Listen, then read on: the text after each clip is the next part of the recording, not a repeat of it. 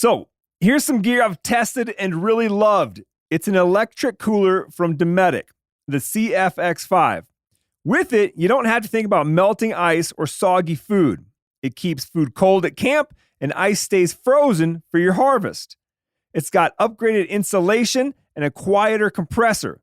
Just load it up, plug it in, and focus on your hunt. Head to Dometic.com to learn more about Dometic electric coolers.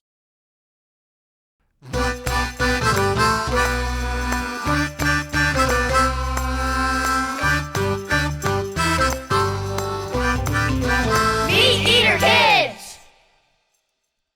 It's time for Why It's the Way It Is. Hey kids, my name is Clay Newcomb, and today we are going to talk about one of the most mysterious animals on planet Earth. An animal that we know so little about, it's almost astonishing. The animal that we're going to talk about is the narwhal whale that lives in the Arctic Ocean of Canada, Greenland, and Russia. The Arctic is the northern latitudes of planet Earth, where there's massive sheets of ice, and much of the winter the entire surface of the water is covered in ice, and the narwhal whale lives in the Arctic Ocean. They're known to migrate hundreds and hundreds of miles, searching for openings in the sea ice and searching for their prey, which narwhals, they eat fish, shrimp, and squid. Narwhals are some of the deepest diving animals known to live in the ocean. They can dive over a mile deep and hold their breath for over 25 minutes, but I have not told you yet the question that we're going to answer that remains one of the great mysteries of planet Earth, and that is, why does a narwhal have a tusk? That's right, you heard it here first, right here on the MeatEater Kids podcast, that narwhals have a tusk, like a horn that sticks out of the front of their face, right up on their head. And it can be over 10 foot long, and it's spiraled like a corkscrew and looks like the horn of a unicorn. Now, me and you both know that a unicorn is not real. It's a fictitious creature. A narwhal is very real, and I want to know why they have a tusk. Narwhals travel in what they call pods. And usually they're segregated by age and whether they're males and females. And these pods can be anywhere between 5 animals to 20. And oftentimes there's multiple pods that are separate but kind of together, creating big swaths of thousands of animals that migrate together. The narwhal is what they call a toothed whale. The name narwhal came from the Norse languages, which is languages coming out of Northern Europe, and it means corpse whale. You can ask your mom and dad about that if you want to, but these animals are mottled black and gray, and they are big suckers.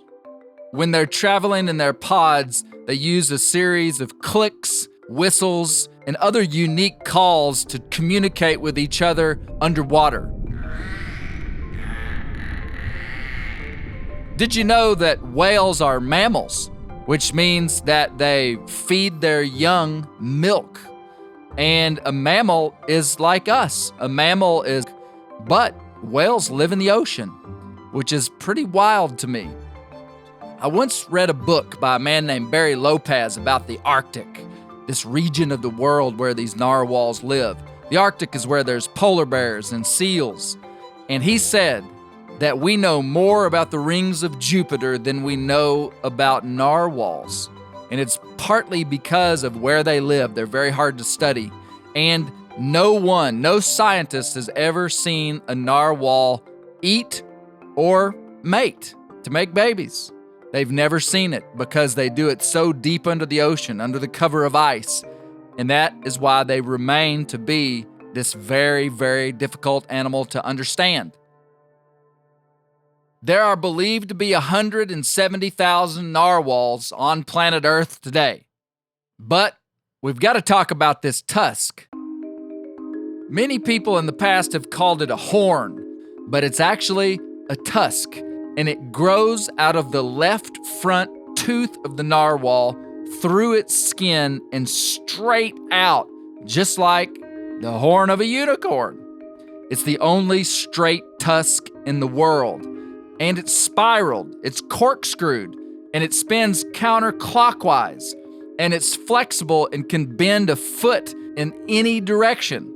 But what is so unique about the narwhal's tusk is that it is like an inside-out tooth, because the nerves are on the outside of the trunk. So on your teeth, the nerves are on the inside, and there's a hard casing of enamel on the outside of the tooth protecting the nerve. The narwhal tusk, the nerves are on the outside. But you might think if you saw it that they use those tusks for fighting, because the males and the females have tusks. But nobody has ever seen them use them for getting food, for fighting, or even for defending themselves. There's many great mysteries around the narwhal's tusk. At one time, they were actually worth more than gold. Literally, they were worth 10 times the amount of gold, because whalers were going out into the ocean during the medieval times, long time ago, and they would kill a narwhal, and they would use the meat, and they would render the oil from the whale, but they would cut off the tusk, and they would bring it back, and people actually thought that it was the horn of a unicorn. So the narwhal's tusk became very valuable. People ground it up into medicine, and there were many folk remedies around the narwhal's tusk that they could cure all kinds of sickness, which caused it to be incredibly valuable, but also caused it to be incredibly bad for the narwhal, because people wanted to kill them to get the oil from their fat and to get their tusks. Something that's very interesting is that one time there was a shipwreck, a very prominent shipwreck, and when the ship washed ashore, there were narwhal tusks in the ship, and it became known as bad luck to have narwhal tusks in your boat, and it put this stigma on the narwhals, and it was very interesting. They became almost like a fantastical creature, almost like a unicorn, except they were real, and unicorns aren't real. But here we've come to the climax of our story, kids. Male narwhals are the only ones with the big, long, potentially 10-foot long tusks. Some females have short tusks, but not all of them. But there's a great mystery around what the tusk is for. If you saw it, you might think it was for fighting. You might think they would duel like two swordsmen that were fighting each other, but we've never seen them do that. Used to, they thought that narwhals use their tusk to break ice because they live in the Arctic and they need to travel through icy water, but no one has ever seen them use it for breaking ice. Some scientists at one time believed that it was used to communicate with other whales about the metrics of the water that they just traveled through. But they don't think that's the case today. All they know is that they think it has to do with male courtship, and the bigger the tusk, the more dominant the male is. But not because he fights. It's just aesthetic. It's just this long, big, huge thing that is important to them, and that is why it's still such a great mystery. Even today, when we can fly to the moon, even when we know about electricity, and we know how to fly a plane, and we know how to travel across the earth, and we know how to sail ships across the ocean, but we really don't know why a narwhal has a tusk. And that, my friends, is very exciting.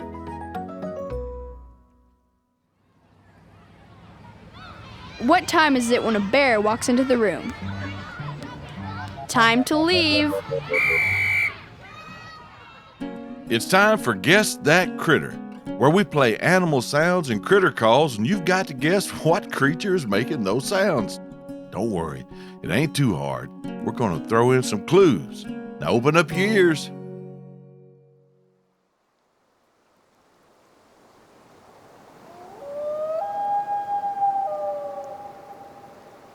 That eerie sound is known as a wail. These critters use this sound like a location device. Scientists believe it is often used by mates to find one another or parents to find their young. These critters live all across North America. When they're breeding, they're mostly in Canada. Then they migrate across the U.S. and spend their non-breeding time during the winter along the ocean coasts of Canada, the U.S., and Mexico.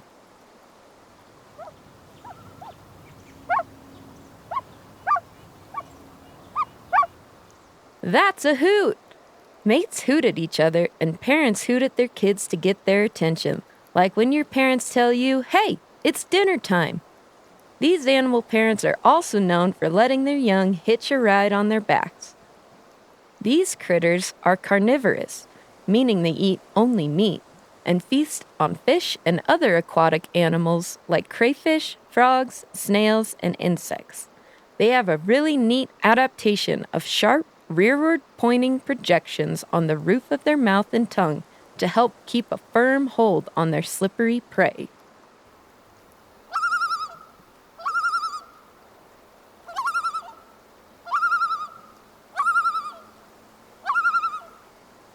That sound is called a tremolo. These critters make that noise when they feel threatened to alert others of any nearby danger. These animals have a black back with some white spots and stripes and bright red eyes. This vocal critter also yodels.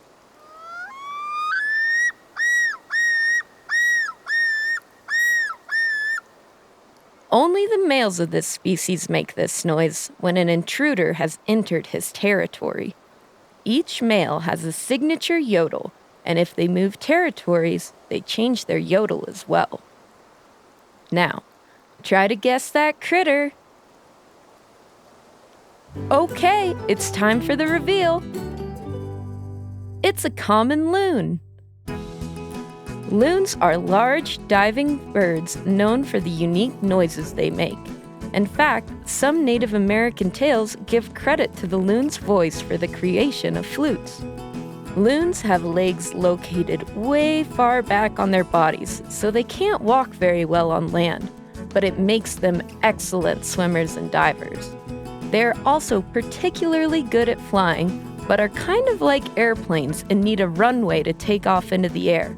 They flap their wings and run on the surface of the water for about 90 feet. That's almost 3 school buses lined up, before they take off into the air where they can reach speeds of 70 miles an hour. So if you're out on a lake this summer, keep your ears open for the interesting sounds of loons. And be sure to tune in next time for Guess That Critter!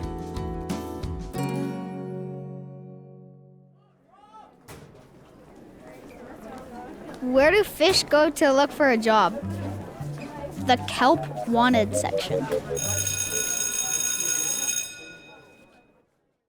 It's time for everyone's favorite game show, Trivia. Let's all join in.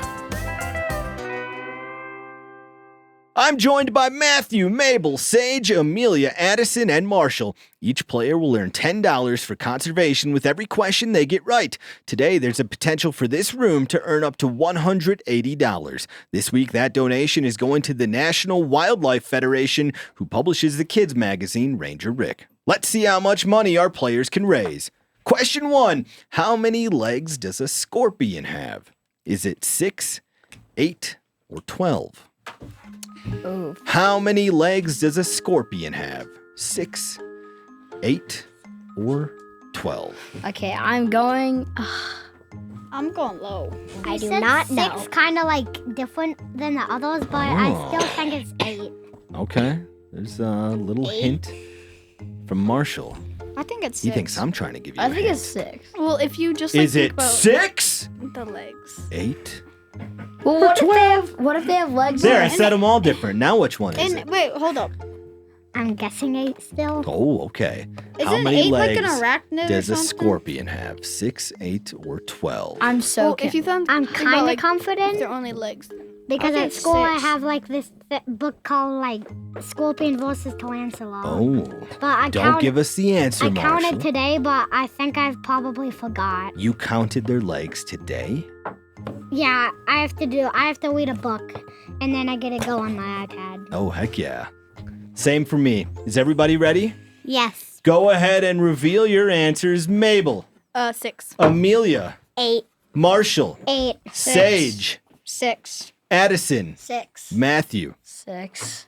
The correct answer is 8. No. That was a tricky one. Yay. Scorpions are an arachnid, like Sage said, meaning they have 8 legs. Unlike insects, which have 6 legs, arachnids use that extra set of legs for feeding, defense, and movement. Can you guys name some other animals that have 8 legs? Spiders. Spiders. Actually, on the Octopus. tarantula book, it has a picture Tarantula, of both of them. those have 8 legs. Mites, ticks, and daddy long legs. I hate Question ticks. 2. Which of these animals is fastest?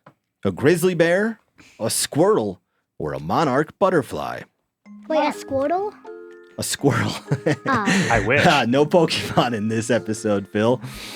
Which of these animals is fastest? I do not A know. grizzly bear, I think this a is pretty squirrel, or a monarch butterfly? I'd be surprised if I I'm get this guessing wrong. over 2 right now. How fast do you think a squirtle is, Marshall? Well, I have that is a Pokemon character, but Do you think a squirrel or a squirtle is faster? probably a Squirtle because it has how fast they would be if they were alive, and it was 80. Okay. speed. Squirtle is not a choice for this question, though. Which of these animals is fastest? A grizzly bear, a squirrel, or a monarch butterfly? Is everybody ready? Yeah. No, not me. Okay, Marshall's Yeah. still thinking about the Pokemans down there. Which of these animals is that's- fastest? Grizzly bear, squirrel, or monarch That's what my butterfly? dad calls it. Does he? I used to be a Pokemon collector, and he would say, "Are you looking at your Pokemon?" Oh, yeah. I think Yeah, Dad like- Steve is just being a goof. He knows better than that, doesn't No, he? he doesn't. He calls doesn't? it Pokemon. But he's just messing with you. No, he's not. Okay. Pokemon are pointless. No, there's some really expensive ones. But why would you buy it? What would you do with it? Collect it. Mabel, you're sell going to it. get Wait kicked until out of like this $1 studio million. by our Get sound outta engineer here. over there. Is everybody ready? Thin ice. Go ahead and reveal your answers. Mabel, Bear. Amelia, Squirrel, Marshall, bell, Sage, Monarch butterfly. Addison, monarch butterfly. Matthew. Grizzly bear. Huh. You guys picked all 3 answers. The correct answer is a grizzly bear. Let's go. The top speed of a squirrel and a monarch butterfly is 20 miles per hour, and the top speed of a grizzly bear is 35 I miles knew per hour. grizzly bears can run twice as fast as humans, so I thought I know a butterfly is not going to be past 30 miles per hour. Now, how fast do you think you guys are? I'm really I fast. bet I'm 12. Okay. No way. Any other guesses about how 12 miles fast you per hour? guys are? As Just yourself not or as- the Yeah, fastest just as Yeah. yourself. One study showed the average 10-year-old can run about 10 to 12 miles per hour. Now, the top speed of any human ever, Usain Bolt. Do you have a guess for that, Sage? I know it. What is it, Matthew? Is it 26 miles per hour? 27 miles per hour. So the fastest human isn't even as fast as the average grizzly bear. Question 3. What kind of tree does syrup come from?